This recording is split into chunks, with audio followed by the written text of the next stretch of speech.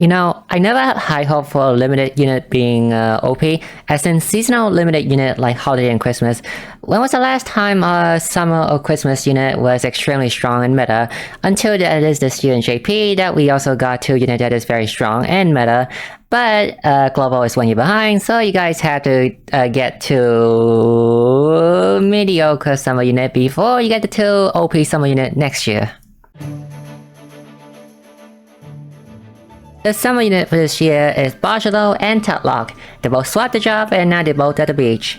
And also, unlike last time with the whole Shana localization, I'm glad that this time Netties keep the Italian name. I checked and they actually got all of them correctly, so I'm very happy about that. Bargello EX is supposedly a fan version of his dagger version, as in a fan buffer who is also a DPS. First of all, you have Perseverante, but fan version. 2 at single fan, the exact same thing, max boost is 2 times 600, you sap 100 HP from everyone. It's just Perseverante. Perseverante is not bad. Use this when you just want to hit the enemy when they're not broken yet. Magnifico Valore is his main multi-hit skill. It's a fire at random that inflicts fan resistance down. You spam this whenever you don't have or whenever you just want to break the enemy shield. Also, like the shield shaving health too, because Marshall also has other sources of fan attack from his passives too, so. Brasa Marina is his AoE. It's 3-hit AoE that also inflicts fan resistance down. Stack this with the previous skill, you get a total of 30% fan resistance debuff down onto the enemy, which is really useful because fan resistance down is really rare. It's either you inflict 30% of fan resistance down, or use someone like Signa. And then lastly, his EX skill. It's like Perseverante, except this one gained an extra hit instead of extra power. Problem is, they should have bugged this. You can only use this on turn 7, which is like kind of late for some time. So yeah, sadly you can't use this until like probably halfway to the battle is done already. Both of Bargello passive revolve around one thing, is to have as many dancer on your team as much as possible. His passive encouraged that, but also there's a few problems to it. But before that, his first passive grants bonus to everyone based on the amount of dancer you have on your team. In all honesty, you only need 3 dancer to get like the best maximum effect for the damage buff and everything. But you get 6 dancer, then your team also get a regen every turn, so it's kind of like a pseudo healing Bargello. But honestly, it's kind of hard to find 6 good dancer like right now. His second passive, Enthusiastic Step, is also like that. If he boosts max, he will do a 1-hit FUA per dancer on your team. Counting himself can go up to a maximum of 8 times. Now, the problem with this, precisely this, is because his passive encourage at least like 8 dancer, right? Or 6 dancer for his passive minimally, right? But it's hard to find 8 good dancer.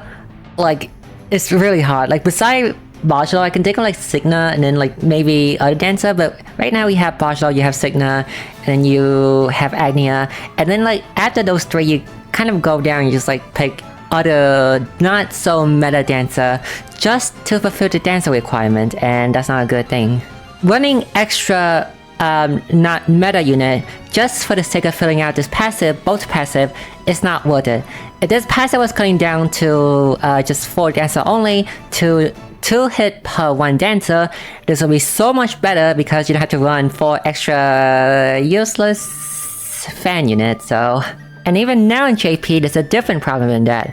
Yes, we have better dancer now. We have EX Casti, we have AX Maruso, we have Black Maiden. However, even with all these good dancer, and now your team is actually not bad using Bargello EX at all, the payout just isn't worth it compared to what we have right now, with Black Knight doing 15 hit with like lesser condition requirement than Bargello 17 hit.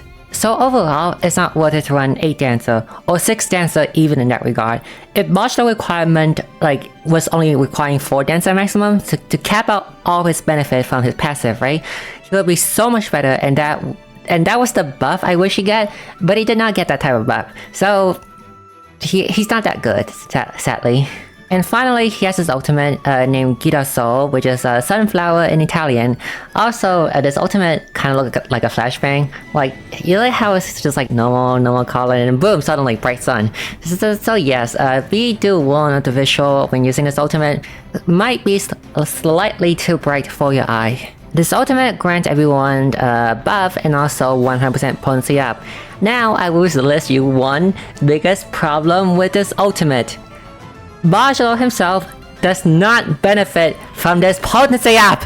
I have no idea why they designed like this. Like, they should have made it in a way so that he get 2 turn of potency up instead. But he does not. He only get 1 turn. And on top of that, he can't even do the fan FUA thing, because the fan FUA thing requires you to boost max, but you can't boost max in ultimate, so what the hell is this? So overall review, I'm giving Bargello a 6.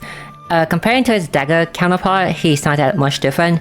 One big problem though is that fan isn't really that meta, like fan damage. Dagger damage was much more relevant, hence why Bargello was so good at it there, but fan isn't on the same level, so... I would say though, despite all of his problem with his kit, he do have a very strong presence in Drop Tower, because literally you're forced to use a dancer there, so Bargello excelled the most at the Drop Tower. So therefore you do get Bargello, then congratulations! Tower Dancer EX2 will no longer be a problem to you. Next is Tatloch EX, which summer outfit isn't that out of place mainly because her normal outfit is already like too revealing anyway, so this type of stuff like kind of fitting on her, honestly. Tatloch EX has the weakness in plant mechanic, which is introduced with Tiziano, but since Global doesn't have Tiziano yet, then I guess she's the first one to have it. I know there's other 6 above that already introduced this mechanic, but she's the first character to have it in her base kit. A thief who do magic damage. I don't think we got one since Astrolight, I think. Tatloch EX is a dark DPS who can also buff and provide other unique utility for your team. Her main DPS skill is Abyss of Tentacles. It's a 3-hit, become double cast as at max boost, so 6 hit instead, that implant 3 stack of darkness into the enemy before the attack, so every time she attacks, she will guarantee that the enemy will be taking that weakness damage. The only time the implant doesn't work is that when the enemy lock all of their weakness. Blooming Darkness is another skill she has. Use this when you don't want to max boost for her main DPS skill, so you just use this as shield shaving. 6 hit random dog, also hit dagger. As for her support skill, she do have a buffing skill that grants everyone front and back 20% magic attack up and dark damage up. It's like Witcher Torn Information is really good for a magic team. And for her debuff skill, she has one that implant onto the enemy and also grant everyone priority. Now, if all allies gain priority, the order will go based on the speed, so overall this doesn't change much on your turn order. Your unit should just go normally, except all the enemy will go last now. And also with this skill, she also swaps herself to the back row, which benefit from her passive. For example, her passive Dark Sense, whenever you switch to the back row, all front row dark attack will do 1 extra shield hit. So if you are someone that hitting dark weakness, you're doing 2 hit, and if you don't hit a dark weakness, the dark attack will still shave out 1 shield regardless. Eventually, the new replicant collab will arrive, and in that collab, Emil, who has a 10-hit dark attack, will benefit from this passive the most, because if the enemy switch to dark, you can shave up 20 shield in 1 go on turn 1, combine this with Tatloch passive. So this passive is really good for like fast shield shaving. Gadoha March raise front row active and passive cap to 50%. This effect of granting everything to 50% is now becoming a common thing. I didn't introduce it first, but now almost every unit in JP in the future will have one. So I guess I better find a way to shorten this.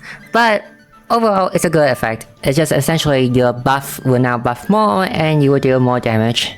Her ultimate is like her normal ultimate. She transforms, she do an 8-hit tentacle attack into the enemy, this time it's 8-hit dark, and she will also inflict 8 turns of dark resistance down. It is only 1 enemy, they took all 8 turns of dark resistance down and might as well be stuck like that for the entire battle. It's ultimate debuff too, so it's stacked with the other one. As for Tatloch EX, I'm giving her a 7 out of 10, currently. Liking Emil kind of hurt because Emil is a really good dark DPS, but even so, Tatloch is a good unit, it's just that she isn't good enough to be like competing with the other top tier meta unit we have right now. But if you want to play Dark Team, then you do want Tatloch, because Tatloch is good. You also have to wait for Emil one day so that Emil can also buff and also deal dark damage on his own too, so do wait for when the new collab arrives, your Dark Team will get even better. And as usual, here is the rating for the upcoming 8 future unit coming to the game. The one that is to look for beside the obvious new collab in September would be the Tiziano and Dulcinea banner, and also Auron. And as usual, the rating isn't final because the unit might get either some buff or they might release a bit too late that their score might get a bit impact. Like for example, they just want to release off order here and just go ahead and release Partisan Seraphina, then Kaina and Tiziano would both get a rating down, so